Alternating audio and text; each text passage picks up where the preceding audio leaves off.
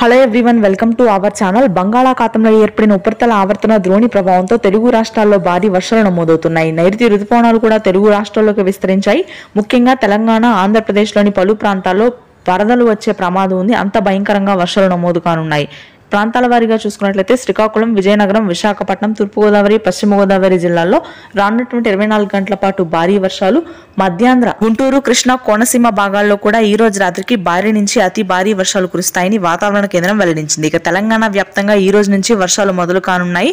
మహబూబ్ నగర్, గద్వాల్, కరీంనగర్, వరంగల్, వనపర్తి, వికారాబాద్, ఖమ్మం, నాగర్ కర్నూలు ప్రాంతాల్లో భారీ వర్షాలు నమోదవుతాయి. సూర్యాపేట, నల్గొండ ప్రాంతాల్లో కూడా భారీ వర్షపాతం నమోదవుతుంది. హైదరాబాద్ లో మాత్రం మే 23, 24, 25 తేదీల్లో ఉరుములు మెరుపులతో కూడినటువంటి వర్షాలు కురుస్తాయని వాతావరణ కేంద్రం వెల్లడించింది.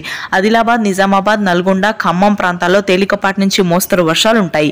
ఇక రాయలసీమ వ్యాప్తంగా పలు ప్రాంతాలు నీట మునిగాయి. కడప, అనంతపురం, తిరుపతి, చిత్తూరు, పీలేరు, పలమనేరు, నంద్యాల, కదిరి ప్రాంతాల్లో భారీ వర్షాలు ఉంటాయి. సిరిసిల్ల, కరీంనగర్, మురుగు, బాచుపల్లి, పెద్దపల్లి, బోయినగిరి, జనగాం ప్రాంతాల్లో కూడా అత్యధికంగా వర్షాలు నమోదు కానున్నాయి ఈ రోజు రాత్రికి. ఇది ప్రస్తుతానికి ఉన్నటువంటి తెలుగు రాష్ట్రాల వెదర్ అప్డేట్. నైరుతి రుతుపవనాల రాకతో మరింతగా వర్షాలు పెరగనున్నాయి. Thanks for watching.